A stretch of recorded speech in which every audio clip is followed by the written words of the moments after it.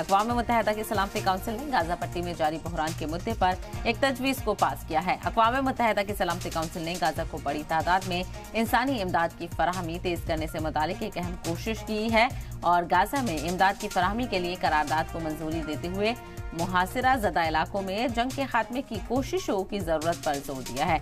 UNSC में करारदाद की मंजूरी से पहले इजराइल ने फलस्तीनी इलाकों में अपनी जमीनी कार्रवाई का दायरा बढ़ाने का इशारा भी दिया और मुत्तहिदा अरब अमारात की पेशकर्दा करारदाद को अक़वाम मुत्तहिदा की सलामती काउंसिल ने मंजूर कर लिया है, जिसमें रूस और अमेरिका ने वोटिंग में हिस्सा लेने से इज्तनाब किया, यानी गैर हाजिर वो रहे और इस तजवीज़ के हिमायत में 13 वोट डाले गए, जबकि रूस और अमेरिका ने इस वोटिंग में हिस्सा ही नहीं लिया। तो 15 ममालिक को यहाँ पर वोटिंग करनी थी, जिसमें से 13 हिमायत में वोट पड़े हैं, 2 अलग रहे। इस तजवीज़ में गाजा में ज़रूरतमंद फ़लस्तीनी आबादी तक फौरी तौर पर बहिफाज़त और बिना रुकावट इंसानी मदद पहुँचाने पर जोर दिया गया है। अक़वाम मुत्तहिदा की सलामती काउंसिल में मेंबर मुल्कों ने करारदाद नंबर 2720 को पास किया, जिसका मसौदा मुत्तहिदा अरब अमीरात की तरफ से तैयार किया गया है। तो लगातार इजराइल और हमास के बीच जंग यहाँ पर देखने को मिल रही है। इजराइल हमलों में शिद्दत करता हुआ नजर आ रहा है और अब ये जंग 77वें दिन में दाखिल हो चुकी है। 2 महीने से ज़्यादा का वक्त यहाँ पर हो चुका है और ये जंग लगातार बढ़ती हुई नजर आ रही है। जंगबंदी का मुतालबा हर तरफ से किया जा रहा है, लेकिन यूएनएससी की तरफ से भी ये जो खास कोशिशें हैं जंगबंदी को लेकर वो कारगर साबित नजर नहीं आ रही हैं। तमाम तर ममालिक की तरफ से कोशिश की जा रही है कि जंगबंदी यहाँ पर हो।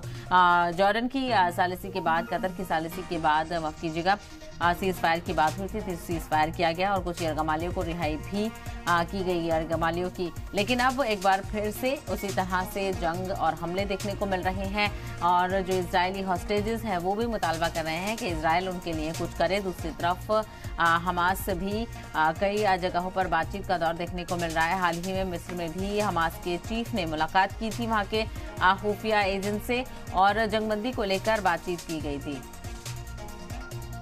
और इसी को लेकर ज्यादा बातचीत करते हैं। हमारे साथ डॉक्टर प्रोफेसर निशिकांत ओझा, इंटरनेशनल अफेयर एक्सपर्ट, हमारे साथ जुड़ गए। आपका बहुत बहुत इस्तकबाल है प्रोफेसर निशिकांत जी। सबसे पहले आपसे यही जानना चाहेंगे कि हम देख रहे थे कि काफी दिनों से कोशिश की जा रही थी यूएई की तरफ से करारदाद की मंजूरी के लिए, बिलाखिर ये करारदाद मंजूर हो गई है, लेकिन यहाँ पर भी काफी डिफरेंसेस देखने को मिल रहे हैं। एक तरफ हमने देखा कि जो फलस्तीन की वजारत खारजा है वो ये कह रही है कि इस जंग का खात्मा होना चाहिए, ना कि इस तरह के रेजोल्यूशन आने चाहिए कि इमदाद पहुंचाई जा सके। यानी इसका मतलब तो सीधा यही है कि जंग अभी जारी रहे। कहीं ना कहीं हमास के लिए ये फायदे की बात है। बिल्कुल, जो आपका एनालिसिस था मैं उससे एकदम सहमत हूँ। जो सिक्योरिटी काउंसिल ने अभी रेजोल्यूशन ये पास किया है 2720, बेसिकली ये एक तरह से बहुत ही टोन डाउन रेजोल्यूशन माना जाता है। जहां तक अगर हम बात करते हैं दैट एक्सट्रीमली विच इज ऐसा लग रहा है कि सिक्योरिटी काउंसिल एकदम they are helpless and they are not able to articulate collective measures to deescalate Israel और पैलेस्टाइन जो कॉन्फ्लिक्ट जोन चल रहा है। जहां तक हम बात करते हैं यूएन रेजोल्यूशन ऑन गाजा के लिए कि इससे कोई बहुत बड़ा फर्क या बहुत बड़ा टर्न अराउंड होगा, ऐसा कहीं से भी कुछ नहीं लग रहा है, क्योंकि ये जो एक तरह से 2720 जो जीरो है ये कहीं से भी ये नहीं बोलता कि इजरायली ऑफेंसिव को कोई से रोका जाए या कोई अर्जेंट स्टेप्स लिया जाए जो कि कंडीशन को सस्टेनेबल सीज फायर की तरफ ले जाया जाए, या और किसी भी तरह की कोई भी इंटरप्रिटेशन इसमें समझ में ही नहीं आ रही है। जहां तक इजराइल डिस्ट्रक्शन, इजराइल बिलीव्स कि उसको वो कंप्लीट डिस्ट्रक्शन के लिए बढ़ रहा है हमास के लिए, लेकिन जहां ये रेजोल्यूशन पास किया गया था बेसिकली ह्यूमैनिटेरियन डिलीवरीज के लिए। अब ह्यूमैनिटेरियन ये रेजोल्यूशन जब बनाया गया था तो इसको कम से कम 2 या 3 बार इसका फिर जो वर्डिंग से उसको चेंज किया गया और इसको टोन किया गया बेसिकली जिसपे यूएस की पूरी तरह से सहमति हो। अब इसकी अगर उसमें जैसे उन्होंने यूएन स्पेशल कोऑर्डिनेटर बना दिया, पहले ये बोला था कि यूएन इसको मॉनिटर करेगा, फिर स्पेशल कोऑर्डिनेटर को दे दिया गया। अब स्पेशल कोऑर्डिनेटर को कितना एम्पावर करा जाएगा, that is all $1 million question. जहां तक इजराइल को पूरा सपोर्ट करने की बात बोली गई है कि आप पूरा सपोर्ट करेंगे, आप किस लेवल तक, क्योंकि इजराइल ने जैसे ही ये रेजोल्यूशन पास हुआ उसने बोल दिया कि कोई भी अगर डिलीवरीज होती है तो बिना मेरे क्रॉस चेक के और बिना मेरे सहमति के अंदर अभी भी नहीं जाएगा। तो ये इजराइल का एक तरह से जो और इसराइल, मतलब मुझे ऐसा लग रहा है कि इसराइली जनरली यूएन को एज अ हॉस्टाइल और बायस एक्टर समझ रहा है। और रिसेंटली अभी अगर आप देखें तो बहुत बड़ा एक्शन जो हुआ, और उसने जो वीजा, जो रेसिडेंट यूएन कोऑर्डिनेटर था पैलेस्टाइन टेरिटरीज में, वहां से उसको डिसमिस कर दिया है इसराइल ने। तो इस तरह की मुझे नहीं लग रहा है कि इस रेजोल्यूशन से बहुत ज्यादा फर्क पड़ेगा। जहां तक मैं एक डिप्लोमेटिक एंगल की बात कर रहा था, डिप्लोमेसी में और यूएन में एक चैप्टर 7 है जो यूएन चार्टर्ड में बेसिकली कहता है कि सिक्योरिटी काउंसिल एम्पावर्ड है किसी भी तरीके का military and non military action जो कि थ्रेट और इंटरनेशनल पीस एंड सिक्योरिटी से डायरेक्टली लिंक रखता है। हम्म। लेकिन कहीं भी आपकी यूएन का मतलब, ठीक है, यूएन सेक्रेटरी जनरल भी बहुत हेल्पलेस से मुझे नजर आ रहे हैं, लेकिन यूएन अगर इस तरह से हेल्पलेस हो जाएगा और कुछ एक्शन नहीं लेगा, हम्म। जबकि वो पावर्ड है पूरी तरीके से। बिल्कुल। जी। बिल्कुल। और ये जिस तरह से जो चार्टर्स हैं यूएन के पास, ऐसा नजर आ रहा है कि वो इस जंग में इस्तेमाल ही नहीं कर पा रहा है। क्या जो यूएनएससी का जो पूरा ढांचा है, माफ कीजिएगा, वो कहीं ना कहीं कमजोर यहाँ पर होता हुआ नजर आ रहा है, क्योंकि अब इस तरह की आवाजें उठ रही हैं कि कहीं ना कहीं यूएनएससी को लेकर भी तब्दीली करनी पड़ेगी।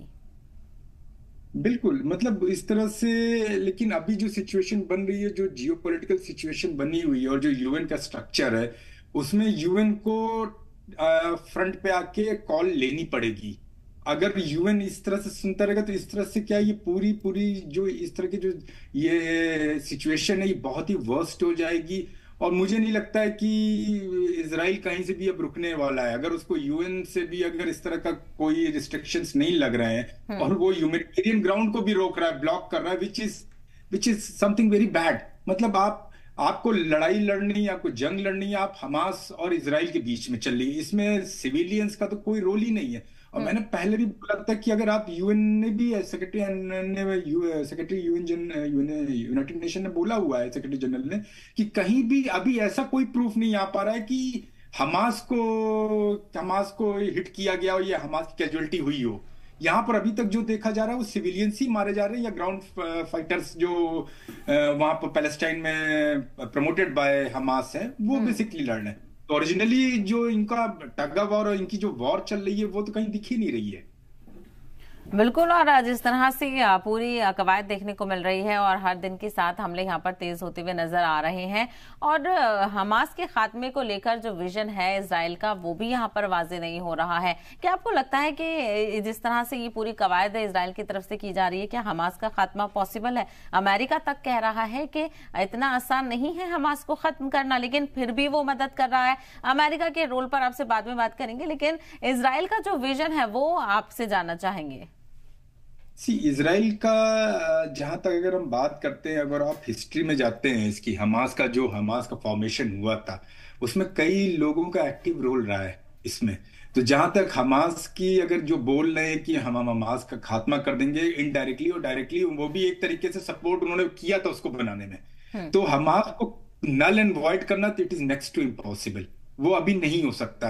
अब वो जो इनकी स्ट्रैटेजी है इसराइल की और मोसाद की, बेसिकली वो यही चाह रहे हैं कि अगर हम सिविलियंस पे प्रेशराइज करते हैं तो ऑटोमेटिकली जो हमास हिडन है वो ऑटोमेटिकली बाहर आएंगे और फिर हम उनको अटैक करके नल एंड वॉइड करेंगे या उनको फिनिश ऑफ करेंगे। लेकिन इस तरह से एक्टिविटीज में इनको अभी तक सक्सेस नहीं मिली है कहीं पर भी। इनको टनल्स मिले लेकिन हमास नहीं मिला। हम्म। तो ये जो चीजें हैं, मुझे नहीं लग रहा इसीलिए सिविलियंस को ये पोक कर रहे हैं, या ये जो, क्योंकि इनके पास अभी तक जो हमारी इनपुट्स आती है और हमें जो पता चला है कि इनके पास अभी भी ये नहीं पता चल पा रहा है कि कहाँ पर किस लोकेशंस पे हमास के अपने टनल्स बने हुए हैं, कहाँ पर उनका बेस स्टेशन है, कहाँ पर वो हब है, ये अभी भी इनको नहीं पता चल पा रहा है। तो इसलिए ये मैसिव डिस्ट्रक्शन पे आ गए हैं। मैसिव डिस्ट्रक्शन पे जाता है कि जब आप सिविलियंस को अगर आप प्रेशराइज करेंगे, सिविलियंस के ऊपर पड़ेगा। आप ये देख लीजिए, जो 2 बार सी जो अभी बेसिकली जो इन्होंने क्या बोलते प्रिजनर्स का एक्सचेंज हुआ है, हम्म। ये बेसिकली सिविलियंस को लेकर ही हुआ है कि आप सिविलियंस को नहीं मारिए, हम आपको देते हैं, आप हमें दीजिए। तो ये इसलिए इन्होंने जब देखा कि अगर सिविलियंस को हम प्रेशराइज कर रहे हैं, सिविलियंस के ऊपर क्या थोड़ा सा माउंट करेंगे क्या और यू एंड क्राई मचेगी, तो ऑटोमेटिकली हमास फ्रंट पे आएगा। हम्म। लेकिन मुझे नहीं लग रहा है कि अब ये सिचुएशन आने वाली है और ये थर्ड जो इनका अभी प्रिजनर्स एक्सचेंज का चल रहा है वो हो भी पाएगा।